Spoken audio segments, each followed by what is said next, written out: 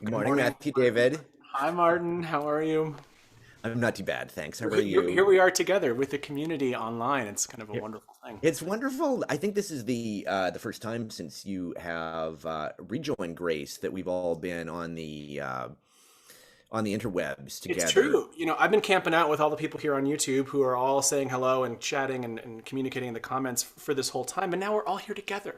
It feels really, it's heartwarming for me. I know it's chilly and cold for all of you in Oregon. It's well, it's lovely to be in this context and to Yeah, I'm be curious, Martin, today. I wanted to know, in light of these readings, in light of our current context, in light of really what's moving in your heart, what you might want to lead us in sort of reflection on today after hearing these readings and all this beautiful music. Yeah, well, thank you, Matthew David.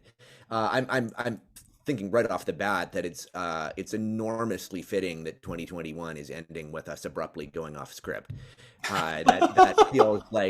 That feels very fitting, right? That Right. after the year or 2 years, as the case may be, that was not what we hoped for or planned that we're now doing a new thing. I think this is the time of year like when Dick Clark and Ed McMahon do the end of the year specials. I should Are probably you are you Dick Clark or am I Dick Clark? Are you Ed that's a McMahon? Who am I? that is a big it depends who has the bigger Post laugh. in the comments if you think that Martin is Dick Clark or Ed McMahon. Yes, yeah. We'll see if we can do a poll to figure out who is. I should probably get a more contemporary It's pop culture okay. I reference. think a lot of people here are understanding of that. Yeah, I like whoever is currently holding. Don't try to reach for one. Ami will So criticize. yeah, no, that's a mistake. It's a Yeah. mistake to do that. Although Brandon Harvey has promised to get me up to speed on pop culture references, I'm counting on him to let me know for next year who actually hosts the New Year's celebration Yeah. now. So that feels really fitting to do that.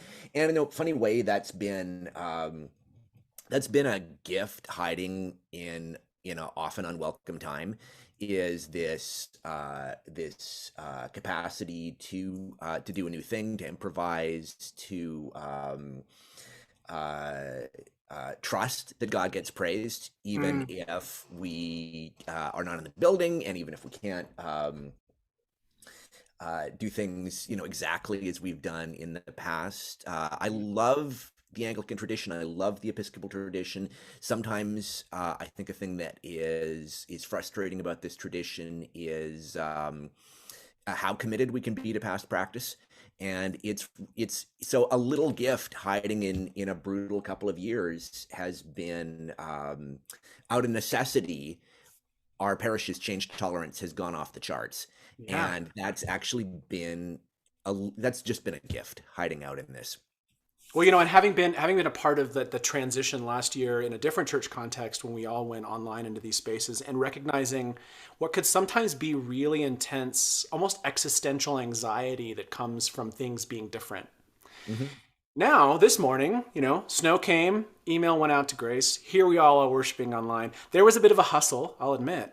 But there was also this sense of like, yeah, we know that this is church. Like we know that we can do this together. And a sense of kind of comfort in where we've like how far we've come Hmm. in these last couple of years.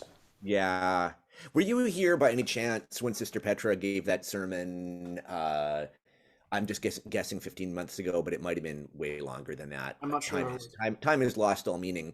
She was talking about improv Mm, and how I don't know if anyone in this crowd has done improv. I was big into it in high school. yes. That the rule is you're not permitted to block in improv, and blocking is not as in football. It doesn't mean knocking anyone over, although it sort of does in a way actually, but it's Right. not physical.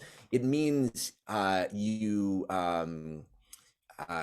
can't you mustn't impede the direction that your improv partner is taking a scene.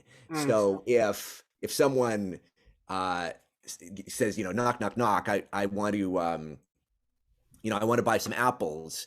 mm, It's you're gonna wreck the scene if you say, but this isn't a grocery store, right? mm. You need to agree. And Sister Petra had this wonderful reflection on how improv is predicated on the words yes and.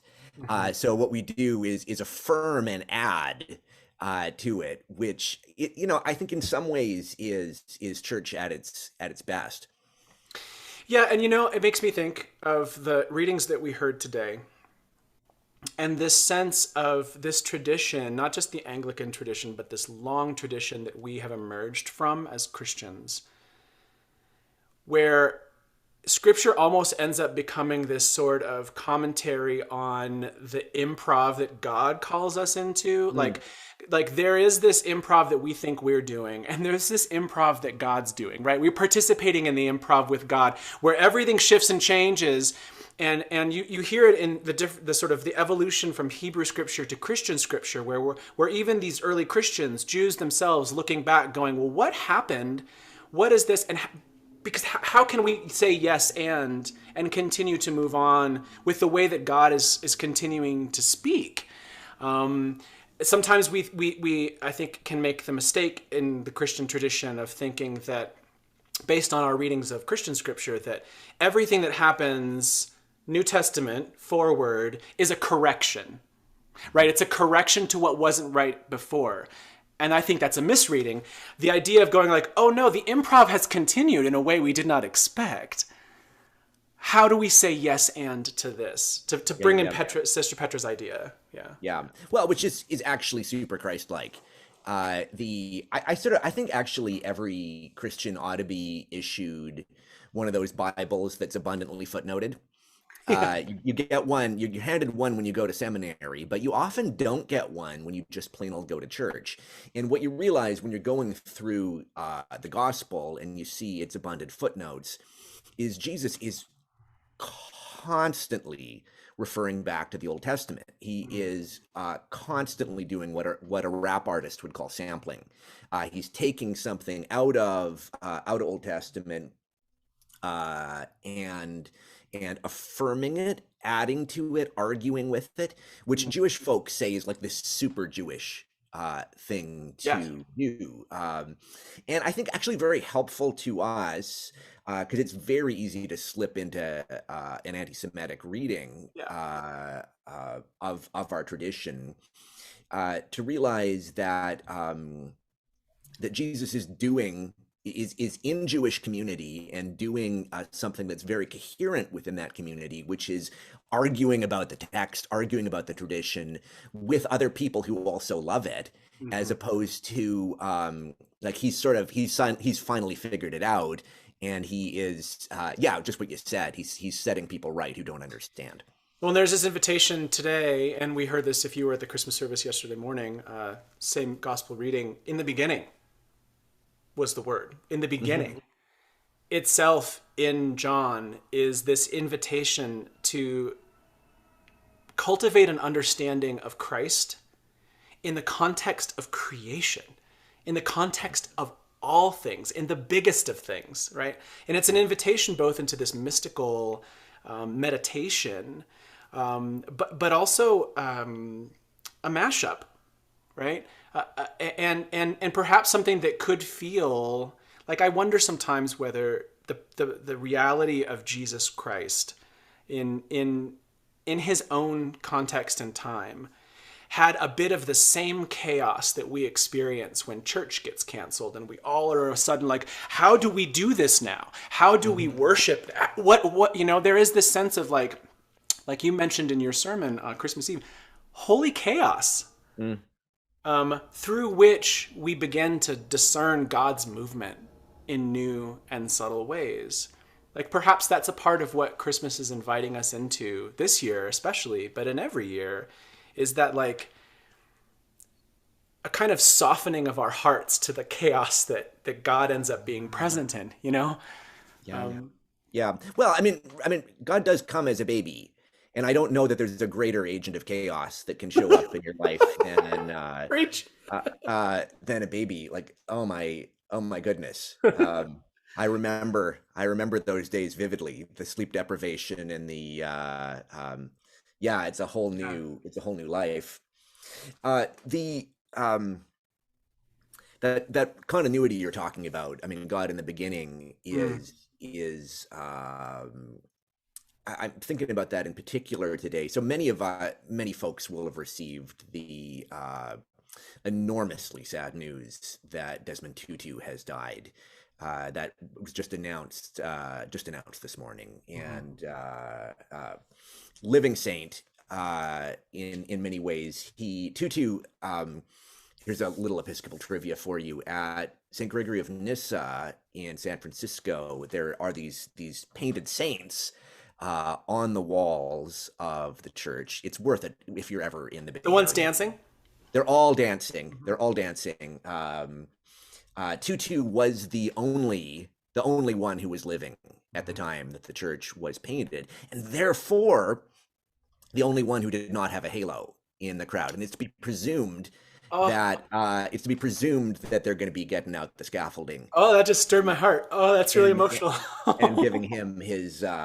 It's to be presumed he's going to be getting his halo Oh, now. wow. Uh, One of the things, there's so many reasons he was as beloved as he was, but one of them is I think he was plugged into that radical continuity Mhm. that like God in the beginning. John sort of reprises the words from Genesis, right? Mhm. Or reprises. I don't know how to say that word. It's one of the two. Both John, reprise, reprise. Yeah. echoes. John echoes that there is, this goodness from the very start, Mhm. and I think in a lot of ways that's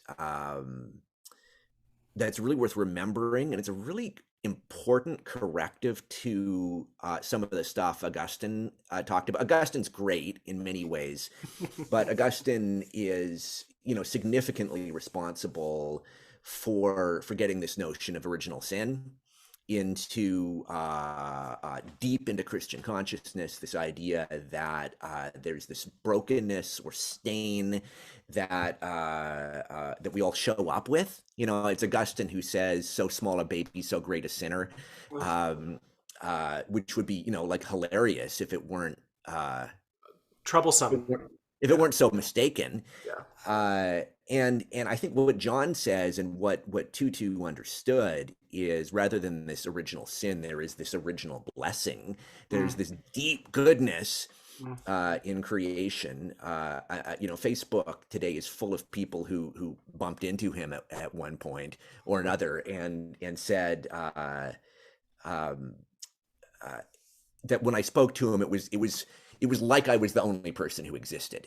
I had the sense that I was this is not my own experience. I'm repeating someone else's.